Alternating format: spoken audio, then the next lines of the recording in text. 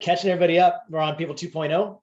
We've been talking about some stuff this month, just about leveling up your people. If you missed People 2.1, obviously be jumping in the membership area, consume that stuff first, because that's going to give you the baseline. And then we're only going to develop up from there. So we kicked off this whole month talking about the incentive matrix, and that was the free tool. Kind of walked you through how do we keep our people incentivized. And then we moved on to suggesting some other good tools we've seen working with people when it comes to communication.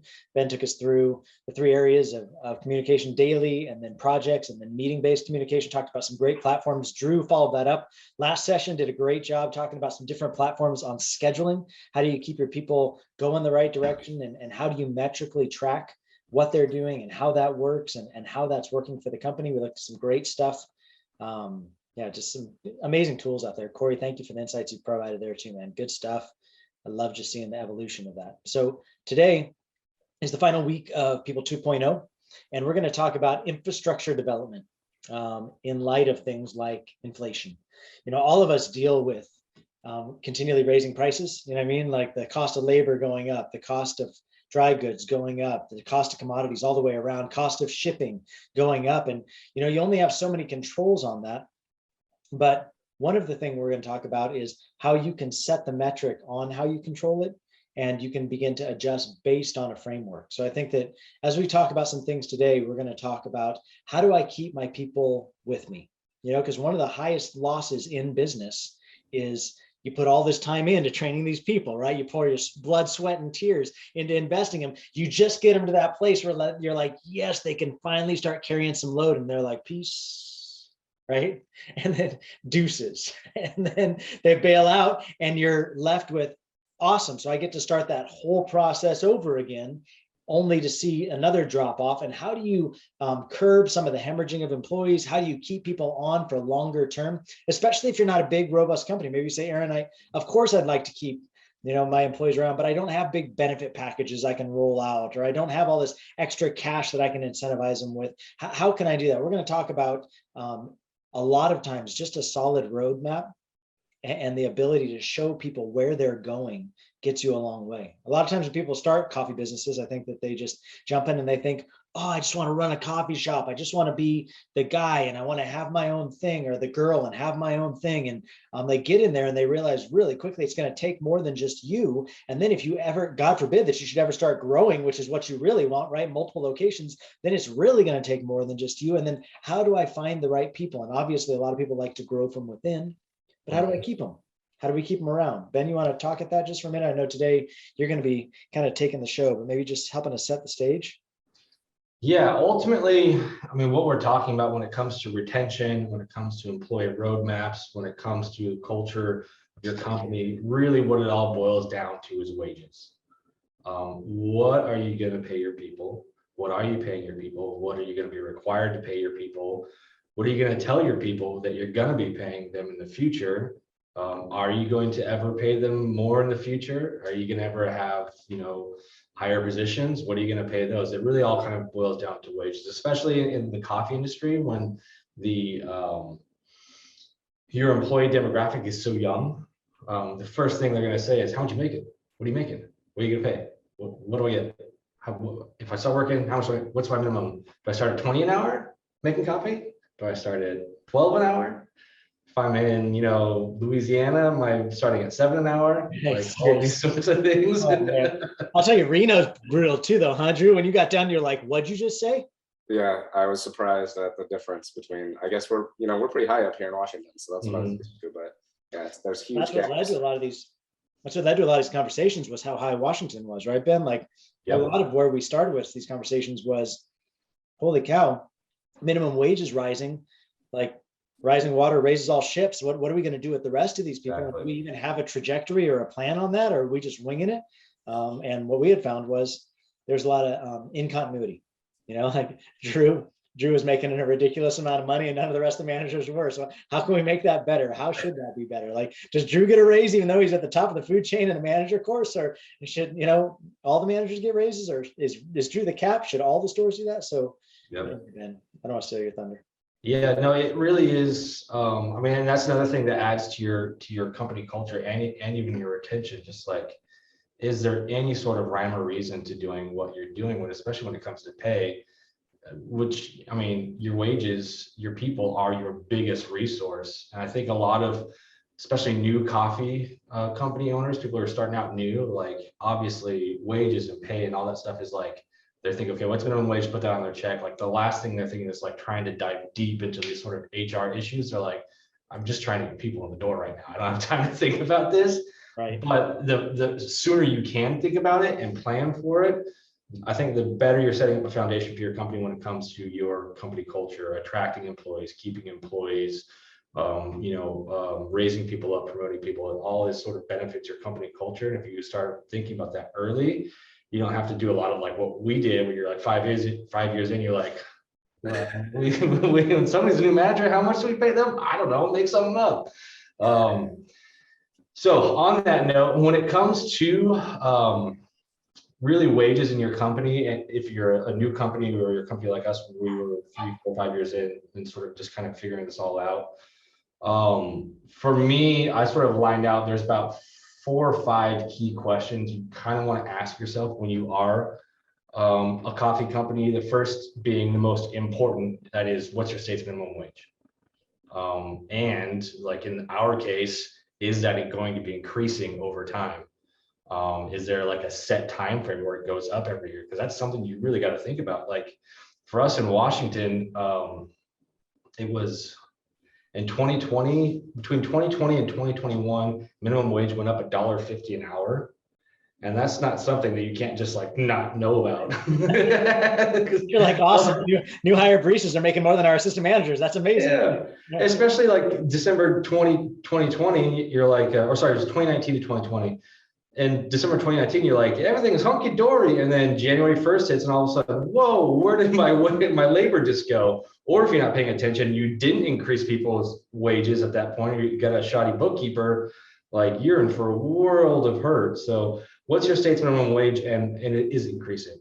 Second question is, what's your employee hierarchy or org chart look like? Do you have assistants, managers, assistant managers, shift leads, regional managers? How is that built? Do you have that at all? Most coffee owners, when they first start out, aren't going to have that. You're the manager, and you've got like your best bud who's your assistant manager, and you just give them extra 20 bucks every once in a while.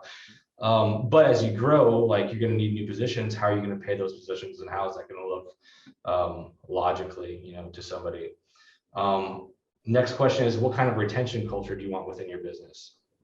And Aaron, you kind of hit on that. Like, do I want to keep these people around for a long time? I've invested a lot in them. Do I want to keep them for years, or am I more like a Dutch Bros, where I hire 16-year-old high school kid, they work 10 hours a week, and I can just flip them all the time? Like that's another way of doing your company culture, which I mean may or may not work for you. Next question is, are you planning for future expansion? Are you going to have 2, 3, 4 more shops? If you are, guaranteed you're going to need a regional manager. Again, go back to that employee hierarchy. If you're going to expand, you're going to need more employees. You're going to need more management. And what are you going to pay those guys? What are you going to pay those higher positions? And lastly, what can you realistically afford? If you're a brand new coffee shop and you want to open up and be the best coffee shop in town, you want to get the best talent, can you really afford to pay $19 an hour for a part-time barista? Even though you might get great people that way, can you actually afford to do that? Like these are all questions that you have to ask yourself. And I don't think a lot of new business owners do ask themselves that, because like I said, they're like, I just need to get people in the door. Like, how can I think about regional managers if I can't even get a steady 10 to 1 p.m. line of cars through my drive-through? Right. But if you can start thinking about that, if you can find the time, once you start opening up those new locations, you've got a fantastic foundation set to really build off of, and really helps your company culture. So I don't know, anything you guys want to interject in there before we move on at all? I like to think that when you are thinking ahead like that, you almost create these possibilities for yourself, because you're becoming more well-rounded in the things that you do. So when you're thinking ahead of thinking, not only how do I get people in the door, but when I have people in the door, how do I maintain that in a healthy, sustainable way? You come up with the ideas and processes along the way naturally. Yeah, and I think that's a great keyword, sustainability. Like, we're not like finding, Johnny Schmo, who's my best manager. I'm not going to just pay him $20 an hour right out the gate because I think he's really awesome. I'm going to try and keep him here. And then 6 months down the road, I'm like, God, I'm paying that guy way too much. Like, because it's not sustainable. You can't, because the next manager you have, they're going to go, oh, do I get paid $20 an hour too? Well, no, I can't really afford that. And all of a sudden, there goes your company culture. Yeah. So sustainability is a huge thing when it comes to wages. I think too, like wanting to feed into ambition, like ambition in the best sense of the word, right? Like Drew, maybe talk about your story a little bit. You started at Roasters as like lowest man on the totem pole. You were just a barista, but then you start having aspirations for, and I think that you're an entrepreneur, like you're born, that's what you were born to be. So like, and I feel like you took Roasters a long way in the culture that you invested in Roasters in as you ascended each level. But I think that, we want people like you. How can we find other people that might not be as ambitious or might even not even know that's the word for it, but they're just looking for that next tier, that next step? Maybe can you talk a little bit about your ascension? Because I felt like you climbed up a ladder that wasn't even fully built out yet and helped us build it as you were climbing. I think, everybody has their own language. All of our employees are going to have their own ways that they're going to receive the things that we say to them. So I think one of the most important things is to kind of find a baseline of your voice as a company to speak to the people. And you said that we kind of built the ladder as I was climbing it. That's true in a sense, because we didn't really have a path forward, and I was just jumping, I was just going wherever I was placed and trying to do my best. But the voice of the company was kind of what I was attached to the most. The same story was told over and over at every company event for years and years, of course, because it was, there was a solid foundation of history. But the whole message of what we were trying to do with the company was something that really helped me, just keep moving forward, keep being inspired. Yeah. I mean, you from barista to like tech, right? Or like tech help to Well, I was anything and everything. I was pressure washing the building. It's spring cleaning time. I'm closing. They're like, hey, we're gonna drop the pressure washer off. Can you wash the building? I'm like, yeah, I suppose that's cool. So yeah, anything and everything from. I mean, you went all the way to Drew is going to be one of the first franchisees that came out of Roasters. So I feel like all the way up, like he ascended the ladder from the lowest totem pole up. But I feel like it helped us to really think through, wait a minute, what is our ascension plan? Like, how are we helping people see the way they climb up? So just to see that up. So you guys looked at how I did it and you're like, hold on, we got to avoid doing the same thing. Hold on, we can't just jump up a manager that. What's he making? More than a few times I'd be doing payroll and be like, he's making this much over these managers? But that was because we didn't have a good structure, right? We didn't have a good roadmap. So then Drew ended up making like $10 more an hour than the next manager down. And it was like, well, that seems a little bit radical. Like, let's think about how we should be closing that gap a little bit.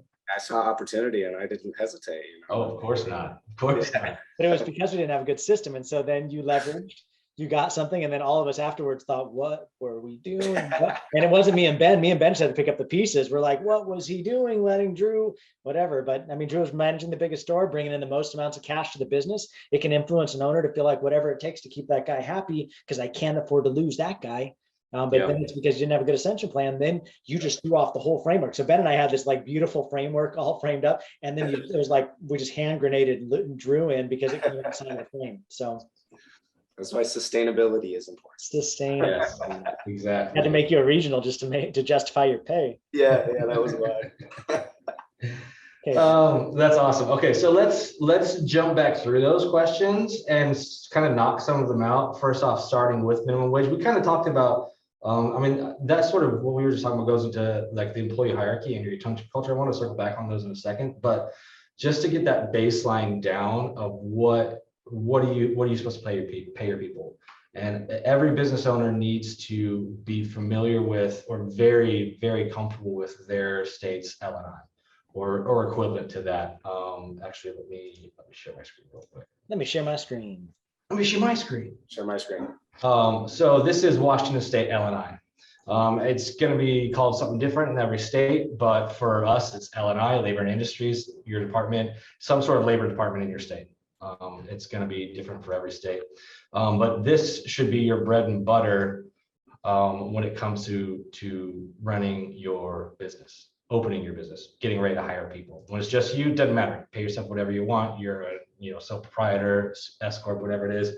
But the minute you hire a little Johnny on the block to come make coffee for people, you got to know about this. And for us, this was the big one, is this wage increase. And this was where I spent a lot of time going, okay, what's it going to be next year? And you can see here the historical rate for Washington was just, this is a lot of what we had to deal with. Like how we got to pay our people this much. How can we shift things around to make this happen? 2017, we started at 11, went up 50 cents every year. There's that $1.50 jump, and it's been about another 20 cents since then. So those are like real things you have to think about as an owner, operator. Like, yeah, I got to pay my people a base wage, but like I was saying, you got to think about, okay, what's it going to be in the next year? And how am I going to pay for that? How is that going to affect how I pay the rest of if I have managers, like Aaron was saying, as minimum wage increases, so do all of your other wages. So making sure that you have a really good grasp on your state's labor and industries department information is going to be really key in making sure that you're prepared for the future and that you're paying your people the correct wage, not getting in trouble there. Crazy thing I realized in 2004, Washington State minimum wage was $7.16. And in 2014, it was $9.32. So it's $2 difference, about 10 years. From 2014 to 2022, we're talking over a $5 increase in less time. So that's, as a business owner, like if you're not paying attention to that as you're running your business, you're all of a sudden you're going to be bleeding money if you're not paying attention to your P&Ls, because your labor is going up and you're like, where is all my cash going? Well, if you've been in business since 2004 to now, good luck, or congratulations, I guess, if you have been. Like, that's a lot of cash that's just going out if you're not paying attention to it. So this is super important to keep track of if you're an owner operator, if you're a brand new business owner, if you don't have a solid HR department in your company, if you're a larger company, like keeping track of this is going to really help you out. And then with this, I would say, honestly, one of the easiest ways to figure out or to kind of forecast for the future is if this is what I'm paying my people now, or even 12 or whatever it may be, and it's going to jump $1.50 an hour next year, just do some down and dirty numbers. It's real simple. Like, pull out your company's payroll. I paid out 200 hours for all my employees at $12 an hour. All right, what does 200 hours look like with an extra $1.50 added onto that?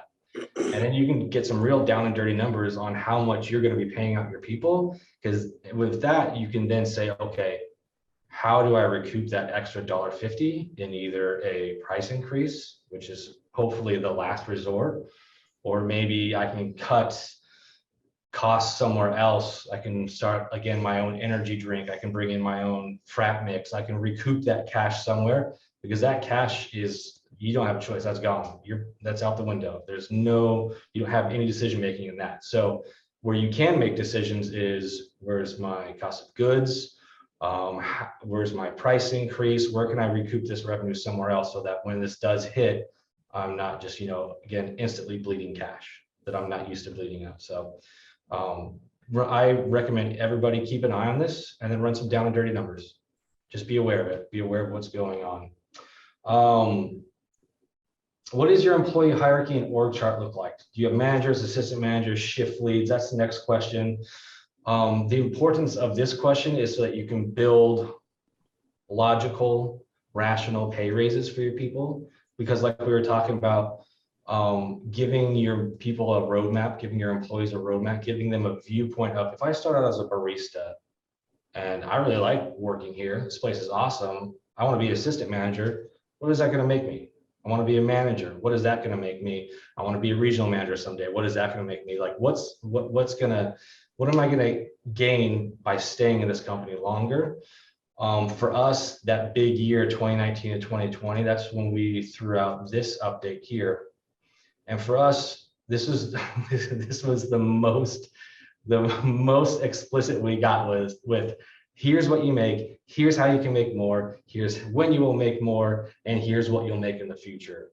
And for us, like this, I don't know, Drew, I think we talked about it briefly before, but when we sent this out, like people were like, oh, that's awesome. They're excited. It's no more like reaching around in the dark hoping.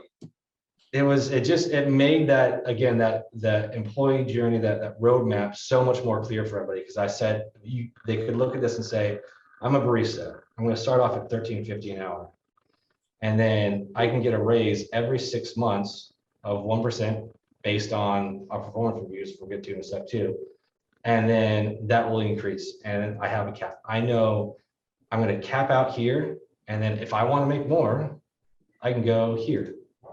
I'll start off at X. I'll start at 14 an hour for tier 1 and tier 2. Haven't gotten the shop sizes yet. And then as an assistant manager, I can make a raise. I get a raise every 6 months of 2%. And I'll be capped at 15. And if I want to make more than that as an employee, I can go here, store manager. And it shows me my progression. I mean, the biggest thing that I like in it too is the most popular thing in video games with 18 to 35-year-olds is progression. That's what keeps us going. We're like, oh, I got to grind for the next thing. I want the next thing. I want the better thing. What's the thing? If you don't give your people any way of figuring out how to get the next best thing, they just get stagnant. They leave your company for a company who has figured that out, or they get complacent, or you have no people who want to raise up unless you're really, really, really, really building a culture of of leadership. But that can only go so far for people before people are like, I'm a leader. Does that mean I also get to get paid more? Or like I'm doing all this extra stuff and I'm still making $13.50 an hour. Like, what's the deal here? So for us, this worked out a lot. We built this off of our tiers of stores. That was, the tier 3 stores were our slowest stores. It doesn't make sense to be paying a manager $17 an hour at this time for a store that grosses less than $1 million annually. Financially, it didn't make sense. So if you're a tier 2 store, 1 to 1.5 basically is what it is. Your starting wage would be 16. And if you're the big boys, 1 to 1.5, sorry, this should be 1.5 or higher, you would start at 17. And then all managers got this, still the same availability of a raise every 6 months. We kept that company wide. All of our employees are on the same playing field. You can all get raises 6 months. It's not like you're my favorite barista, so I'm going to give you a raise every 3 months, or you're the best barista, so I'm going to give you a raise every 2 months. It's no, everybody's every 6 months. You're all aware of like when those 6-month anniversaries are coming up. And now I know how much I can make. For us too, the big thing is we didn't put a cap on managers' raises. Because we realize that excellent managers you want to keep around as long as possible.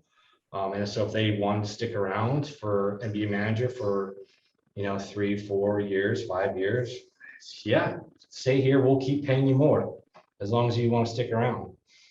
So this was super important to give our employees in this sort of hierarchy an idea of what they're doing.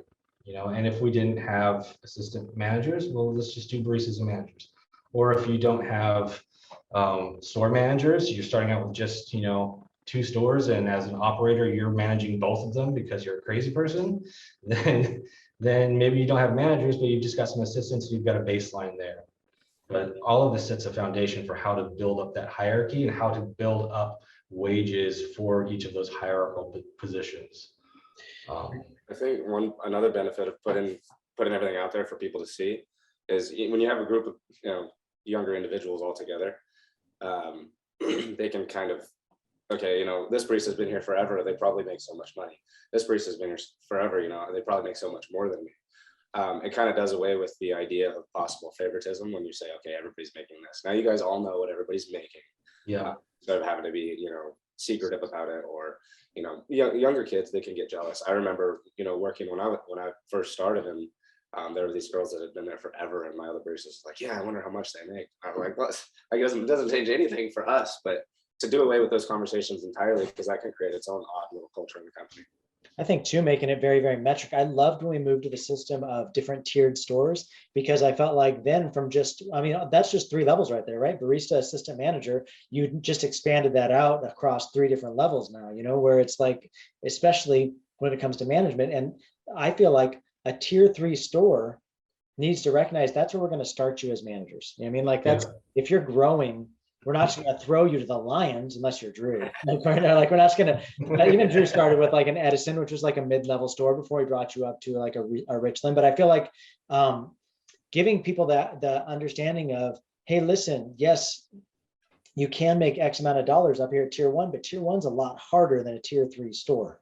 Like there's a lot more volume, a lot more people, a lot more to manage, a lot more supplies, a lot bigger problems with your schedules because there are more bodies. Like there's a reason why tier 1 managers are making more than just the tier 3, not just about like what's your gross revenue, although gross revenue tells a lot of the story, right? That tells you what the volume is, that tells you how many cups are going out the window, which tells you how many bodies you need on the floor, which tells you what kind of shifts you need to run. Like I think that there's a lot of it that's packed in, and I felt like it gave us the ability to accordion out something that was only vertical before, where it was like, hey, well, there are these 3 levels, but not really, because then as you accordion them out, there's actually 3 different tiers that you can move people up. And then I think also the ability to take things and make them metric. Ben talked about 6-month, evaluations, but we began developing a system where we put people through a set of tests, and based upon their scoring was how they determine their raises, and I feel like did I just take you to natural? Nice segue. Oh, look at that. That's segues. I didn't even know you were going to do that. No, that's a beautiful segue into that question of what kind of retention culture are you building within your business? And a lot of that has to do with your reviews and your raises. This doesn't matter if you're like I say in the Dutch Bros, where you're like, we've got 16-year-old kids coming on off the street and they always want to work and they always want to quit. It doesn't matter to me to give raises every year, 2 years, 3 years, because I'm not going to see those people anyways. They're going to quit. 95% of them are going to quit. I'm just going to hire a new one in their place. But if you are a company who does want to retain really good talent, who wants to try and hire those 16-year-olds and keep them in your company for 2, 3, 4 years as they're, maybe going through high school or college or whatever it is, then you do want something where, yeah, exactly like that. You're tracking a review process and a raise process. So for us, will you zoom in just a little bit, brother? Just a little bit of a touch. Sorry. What's that? Will you zoom in just a touch? Oh yeah, sorry. So for us, we built, let's see if I can zoom in. Yeah, me and Corey, just like young eyes. So for us, we built this, and I barely got to use it, unfortunately, before I left the company. But what it was is in these reviews, and the employees knew this, part of their onboarding process was we would go over what their reviews look like. Here's what you can expect every 6 months. You're going to sit down and you'll take a mini, we call it a mini flow test. So as a barista, once they finish their final day of training, they take a test. It's on bar. They go over questions, their recipes, all that sort of stuff, to become a full-fledged barista. Well, every 6 months, they would do a mini of one of those. Not as long, not as in depth, but sort of like the do you remember how to make these drinks sort of test. And then the manager would also survey their performance based on the company's core values. Are you a speedy barista? Do you love the customers? X, Y, and Z, those sort of things. And so as the baristas went through those every 6 months and they got a score, if they scored 80% or higher, they could get a review after 2 reviews. So we would come in and say, you got an 80, congratulations. You got an 80, congratulations. The next review comes up 6 months later. You passed it. Maybe you got 100. You passed it. Awesome. And then congratulations, you're getting a raise, and that's how much we're going to give you. Or if they just bombed every time. Oh, 500. 500%. Sorry, no raise. Next time, if you do awesome on your review next quarter and it bumps up that average, then you can't get a raise. And so every barista knew this. So every barista knew that when their 6 months comes up, they're going to be studying for their review. They're obviously kissing their managers' butts to make their survey go well. But the great thing is it gave, again, the employees that roadmap of, okay, 6 months. Oh, my 6 months is almost here. I want to make sure I get the review with my manager. oh, I'm going to get that raise. And then every quarter they're like, sorry, they're getting a review every quarter. And then every 6 months they're getting that raise. So quarterly they're going through these reviews and they're sitting with their manager and doing this, and they're expecting them to come up, and they're expecting, if I do well on these two, I can get a raise. But if I mess up, I know I can make it up in the next quarter, because it was always an average of the last full 6 months. So they're awesome on this one, bomb this one. If I did awesome quarter 3, then yes, I still get a raise. So it's kind of like a little bit of grace too. That's kind of the culture that we had within that coffee shop. Is we expect leadership, we respect responsibility. We'll also give you some grace. If you mess up on quarter 2, you don't lose that whole 6 months. You only lose 3 of it. You can make it up 3 months later, that sort of thing. So this is sort of what we built out. And for us, it really gave, I think it elevated our culture of retention by quite a bit. Our retention, even before this, was really high for a coffee company. But with this, and with sort of this roadmap that we gave the employees on what their raises could look like, our retention was amazing, especially at those tier 3 or tier 1 stores. Like, we had employees that just refused to leave. What's Taryn's best friend's name? What's Taryn's best? What's Taryn's best friend's name? Taryn's best friend's name. Short little dude was with us forever. Tim. Oh, I don't remember. It was Tim. Tim. Oh, Tim. Yeah. Tim. Yeah, Tim was with us forever. I go to the original shop still, and there's an employee, like, I know half the employees there still. Yeah. Like, and I left in 2020, and I still know half the people that are there. Yeah. And I go through, and they're still like, hey, I'm going to this store. I'm like, whoa. But the retention was just awesome. And that's so, all that to say is, what is the retention culture that you want to build? If this is what you want, you need a roadmap. If you want to just cycle through baristas because it's easy and they're young and that's how your business model works, great. That's not going to work, but it just depends on how you run your business. Cool. Okay, let's keep going. Planning for future expansion. Okay, wait a second. Let's pause real fast. Corey, do you have any thoughts on all this stuff? I know that this is like probably a lot different than some of the stuff but you bring a wealth of knowledge of seeing a lot of other things in the way places do things. Like, how is this striking you? Do you have any thoughts on this? Do you have anything that you'd like to throw in, or questions? No, I mean, the one thing that I value right from the get-go is just the thoroughness of this. And it does make it a clear, point A to point B to point C. And I'll just emphasize again, we mentioned this a few times ago, but thinking through these things, like, start with, again, the end in mind. Right. Because it's going to challenge you to think through those things. It can probably be overwhelming to look at that spreadsheet that had, how many countless of team members on there and be like, whoa, don't even know if we'd ever get to that point. Well, you need to be thinking that you're going to get to that point, because it's going to help you to be more thorough in setting up these things. Because I'll tell you what, having these things ironed out from the get-go, as opposed to like trying to figure it out as you're going, just presents a lot more challenge, and you lose a lot more money, and you lose a lot more opportunity of that retention. So I really like this tiered approach because there's built-in incentives within that. There's built-in motivators within that, but it's also very clear of what your team member can expect. So that way they're not at the 6-month mark or at the 9-month mark and not having received a raise. And now they're contending with that of like, that's uncomfortable to have to go and ask for a raise. Right. And you want to minimize that. So I love this. Thanks. Yeah, we got to such a great point where it would be the baristas would be nagging on the managers going, why haven't I got my review met? It's 3 months. Why haven't I got my review? Where's my review? Are we going to schedule my review? Like, you have your employees saying, I want you to evaluate me. Like, if you can get to that point as a company, that's fantastic. But your employees are constantly trying to say, hey, evaluate my performance.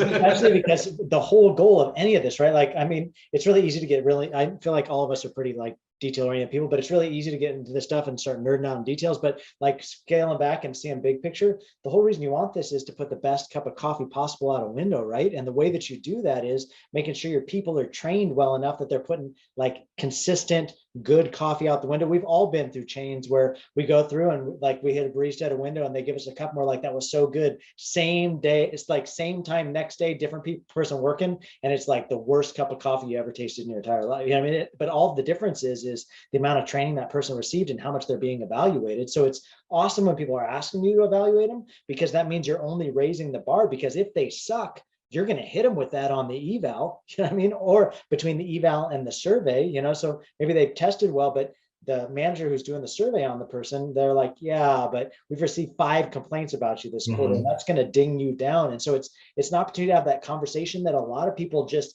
either don't make the time to have with their people, or they avoid having because they don't want the confrontation. It takes all that off the table because everybody just knows, no, every quarter you're going to get a review. Every half a year you have an opportunity to make some more money. We would love to give that to you, but we're not just going to give it to you. You got to show us. And the way you show us is by getting the best cup of coffee out a window, giving the customer the best experience, which is going to only brand name raise your company, which is awesome. Well, I've noticed being in the service industry people are service industry people. So they know they've worked at different places. They've worked for different owners. They've worked under different systems. So when they come under a system that they know values them and it shows them their worth and that they can do more, it spurs them, more inspiration and ambition. Yeah, it really is. With a solid, I mean, I can't say it enough, with a solid detailed system that is public to every one of your employees, it will only make your company better. Yeah. Because if it's not a good system, if you say every 6 months you can make 15 cents more, if you let your employees know that, they're gonna go, no, that sucks, I'm gonna go work somewhere else actually. And then you go, oh, maybe I should raise that to 25 cents. No, that sucks, I think I'm gonna go work somewhere else actually. Maybe I should change that to 35 cents. That's great, we're happy. Perfect. Now you've got a perfect system. It's going to keep your people, obviously not perfect, but it's as good as it can get to that point. So your people are going to tell you if what you're giving them works or not. And if it does work and you're open and public about it, they're going to be happy. You're going to be happy. You're going to get that great cup of coffee out the window. And it keeps feeding itself as you go, which is the whole idea. Okay, yeah. So planning for future expansion. Obviously, this hits your shop. This is what you need to get that cup of coffee out the window. But like I said, if your future is 5 locations, 6 locations, I mean, you could argue even 3 to 4 locations. Is there a regional manager position inside this? 5 locations, 10 locations. Is there a district manager position within this? Is there an operations manager within my company? Is there an HR manager within my company? Are all these other sort of middle management or upper management positions? What does my future look like? This doesn't really cover that because those are sort of, those are going to be subjective to your company. Maybe you don't need a district manager because you've got 2 really good regional managers and you've got a region of maybe 5 stores each. You're like, my 2 regional managers do an awesome job. I don't need to be paying somebody above them just to report to me what they're doing so well. I can see it. So, okay, yeah, you don't need a district manager. But as you add these maybe more upper management positions, you will need to go and look at places like Glassdoor, Indeed, LinkedIn maybe, and sort of find what is a competitive wage for these positions, because they're obviously not base minimum wage. They're not even a couple bucks above minimum wage. They might be $5, $10, $15 over minimum wage. So what you really have to do is, to stay competitive, at least I recommend you go onto any of these sites and you start looking for what are comparable companies with me. I always, whenever I was looking at wages for our regional managers, I always start at the top. Starbucks. This is what Starbucks pays a regional manager, $85,000 a year. Awesome, we can't afford that, so let's start scaling down from there. Like, if you're a company of 8 locations, you can't afford to pay an $85K a year regional manager. Like, that's insane. There's no way. So you start at the top. What I would do is I start at the top and I work my way down. Here's what Starbucks pays.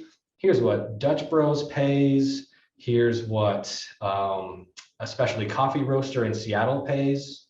Here's what maybe like style industries pay around me. Jack in the Box, here's what Jack in the Box pays. Here's what gas stations around me pay, because we're talking about like industries, right? Service industries that are multi-location, that are probably pulling in around the same sort of annual revenue. And then you can sort of start to build from there and kind of meet in the middle of what you think that a regional manager for you can afford and can stay competitive and sort of bring people in. And if that wage works, great. If it doesn't work, you have to adjust that. And again, that's all subjective to where you are in the country, what's going on in the country. Like right now, there's a huge pressure on wages, and a pressure to find employees. And as it gets harder to find employees, it requires you to pay more to find those employees. So a lot of these things are going to come into play when it comes to those sort of upper management positions that you sort of just have to work with on your own and see what works. If 50K a year works, great. If 40K a year works, even better. If 50 won't cut it and you have to start paying 52, 53, that might be what it takes to find talent in your region. So there's not really a set answer on finding that. You just kind of have to, like I said, get there on your own. I really liked how we began looking for, and I would really advocate for this. When you start asking yourself, do we need to make another hire? Asking yourself instead, is there something we could shift internally where we could open up space in somebody else's like level, where it could be something that they began to focus on. So like within our regionals, there was somebody that we felt like was really good at HR, and she had a real passion around HR. So then instead of going out and hiring somebody that's going to do HR for us, how can we invest in this lady who wants to learn HR? And so maybe put her through some classes, put her through some things, and then carve out some space for her in her regional position where we can open that up.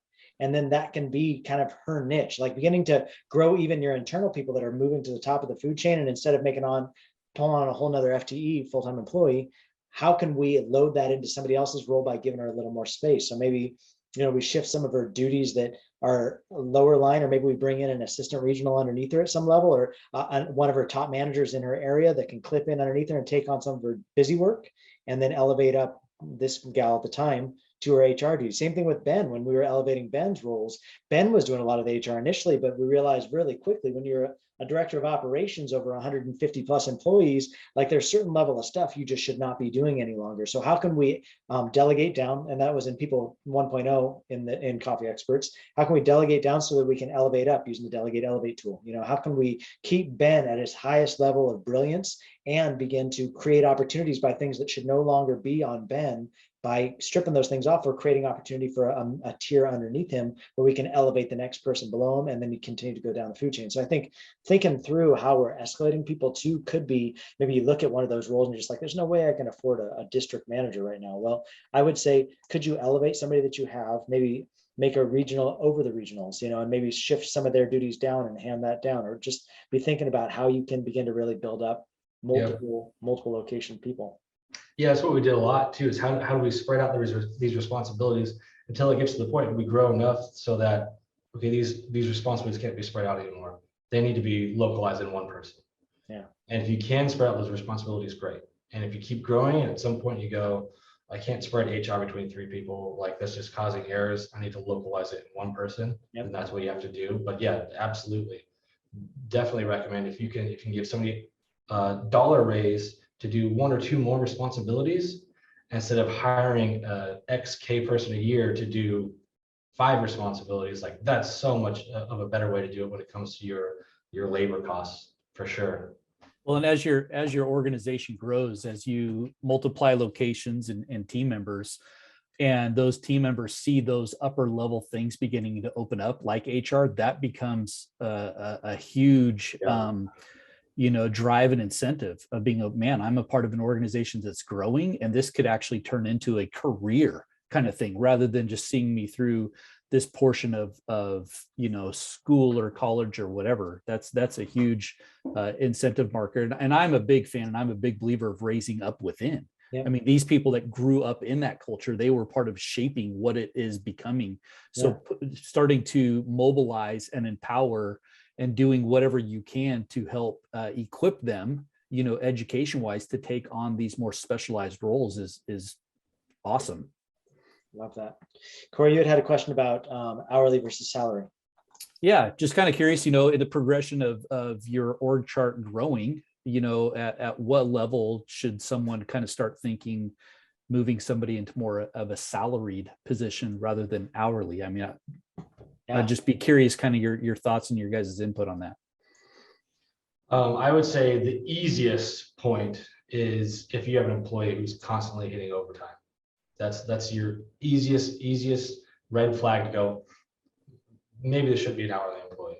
And that's not to say a barista who, you know, is like kicking back at the end of the shift, you know, at the end of the night and just hanging out and drinking a beer inside the shop saying he's cleaning for an extra couple hours, like not like that. But if you have a, I would say manager, shop location manager above who's consistently hitting overtime and you've evaluated going, okay, yeah, this person just doesn't have enough time in their day to do their work. That's an immediate red flag. That's where I would immediately go, okay, should this position be a salary position? That's what would get me to start considering it. The second one would be how much time does this person have? How much time in this person's responsibility role is spent solely on customer service? So if they're in a role like for us, our location managers, 80% of their role was customer service, meaning they were there to serve the customer. And then when they were done serving the customer, that was it. 20% of the role, 25% for Drew, it was like 35% of their role is like what we call back office or managerial roles.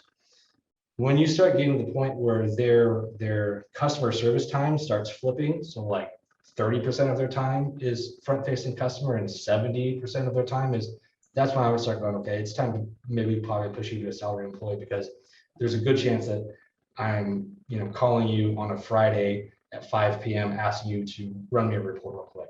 And those sort of hourly things add up a lot, where if they were a salary employee, we would say this is built into your salary for me having to call you on a Friday at 5 p.m., that sort of thing. So I would say depends on how much time they're spending customer facing versus not customer facing.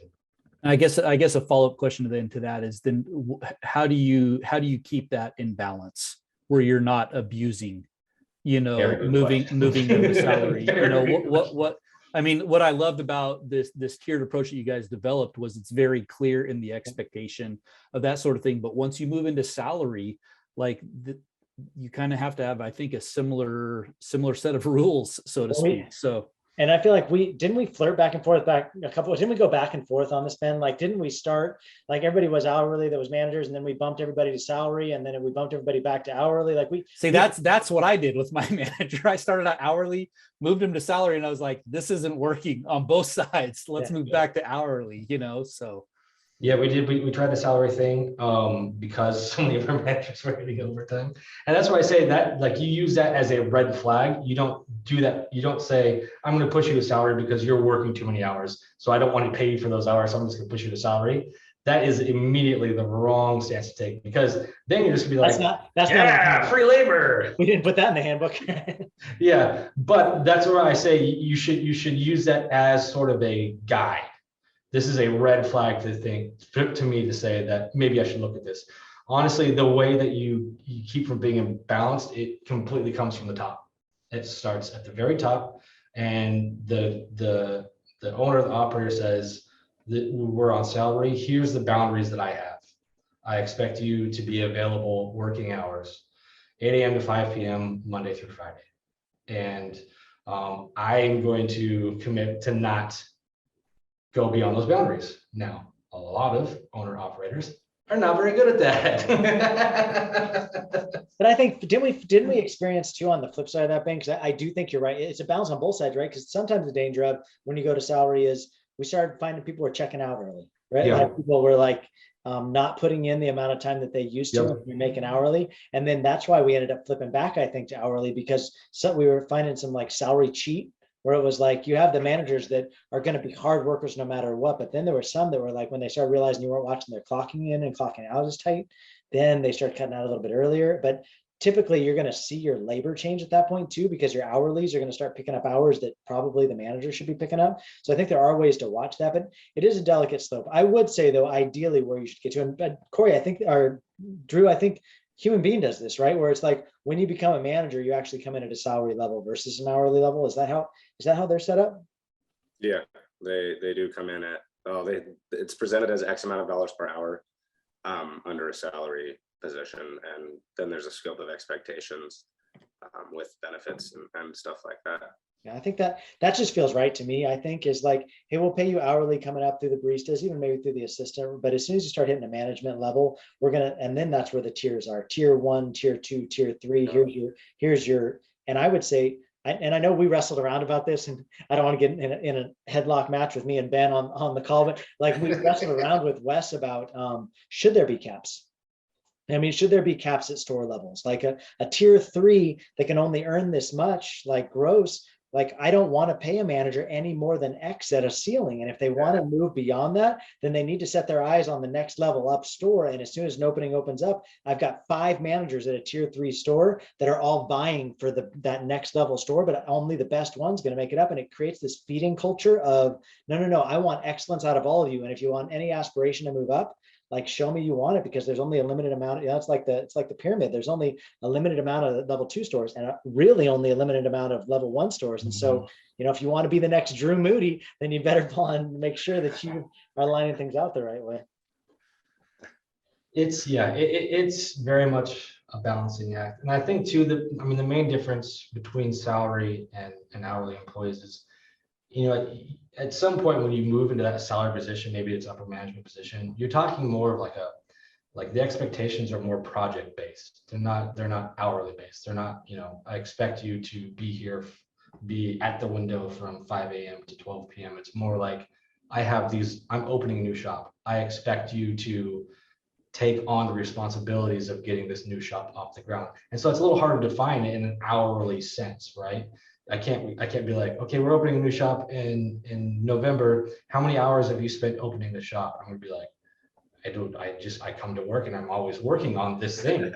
Like, so that when your people's responsibilities reflect more of that sort of project-based, larger scope issues, like I said, more not customer facing, that's when you can go, okay, this is probably more of a salary position, because I can't really get down to the hour by hour of me paying. I paid them this hour and this hour and this hour to this, and this. I paid them this chunk of money to work on this big thing.